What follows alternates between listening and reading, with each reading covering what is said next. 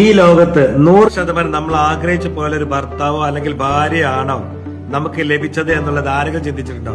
ഒരാൾക്കും അങ്ങനെ ലഭിച്ചിട്ടില്ല. നിങ്ങൾ എന്തൊക്കെ തന്നെ പറഞ്ഞാലും ശരി, എന്റെ ഭർത്താവ് 100% ശരിയാണ്, എന്റെ ഭാര്യ 100% പെർഫെക്റ്റ് ആണ്, ശരിയാണ് എന്നുള്ള വാദം ശരിയല്ല എന്നാണ് എന്റെ ഉത്തരം. കാരണം എന്താണെന്നറിയോ? നമ്മൾ ആഗ്രഹിക്കുന്ന ഒരു സമ്പൂർണ്ണതയാണ്. പക്ഷെ വിവാഹം എന്നത് രണ്ട് അപൂർണ മനുഷ്യർ ചേർന്നുണ്ടാകുന്ന ഒരു പൂർണ്ണ ജീവിതം നിർമ്മിക്കുന്ന യാത്രയാണെന്ന് പറയാം.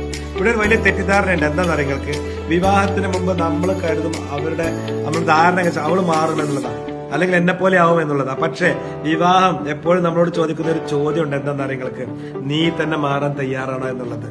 അപ്പൊ ചോദ്യം മാറും, ഉത്തരവ് മാറും. നമ്മൾ ആഗ്രഹിച്ച പോലെ ഒരു പങ്കാളിയെ കിട്ടിയിട്ടില്ലെങ്കിൽ ജീവിതം എങ്ങനെ മുന്നോട്ട് കൊണ്ടുപോകണം എന്നുള്ളതിനെ കുറിച്ചൊരു ചോദ്യം ഉണ്ടാവും. ഉത്തരം വളരെ ലളിതമാണ് കേട്ടോ.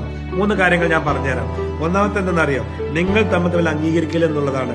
അവനോ അല്ലെങ്കിൽ അവളോ നമ്മളല്ല എന്ന് മനസ്സിലാക്കുക. വ്യത്യാസങ്ങളൊന്നും നമുക്ക് പ്രശ്നമല്ല, പക്ഷെ വ്യത്യാസങ്ങൾ അംഗീകരിക്കാത്തതാണ് നമ്മുടെ പ്രശ്നം എന്ന് ആദ്യം മനസ്സിലാക്കാം.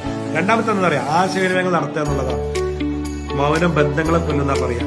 സംസാരം നമ്മളെ രക്ഷിക്കും. കുറ്റപ്പെടുത്താതെ ബഹുമാനത്തോടെ സംസാരിക്കാൻ നിങ്ങൾ പഠിക്കുക. മൂന്നാമത്തെ എന്താ നിങ്ങൾക്ക്? മാറ്റം എന്നുള്ളതാണ്. മാറ്റം എന്ന് പറയുന്നത് നമ്മുടെ പങ്കാളിയെ രക്ഷിക്കുന്നതിനും സ്വയം രക്ഷപ്പെടാനും ഒക്കെ നമുക്ക് നല്ലതാണ്. കാരണം നമ്മൾ മാറുമ്പോൾ ബന്ധങ്ങൾ മാറുന്ന പറയാ. ഒരു സത്യം നിങ്ങൾ ഓർക്കുക, സമ്പൂർണ്ണ വ്യക്തിയെ കണ്ടെത്തുക എന്നുള്ളതല്ല വിവാഹത്തിന്റെ ലക്ഷ്യം എന്ന് പറയുന്നത്. സമ്പൂർണ്ണ ബന്ധം നിർമ്മിക്കുക എന്നുള്ളതാണ് വിവാഹത്തിന്റെ വിജയം, യഥാർത്ഥ വിജയം എന്ന് പറയുന്നത്.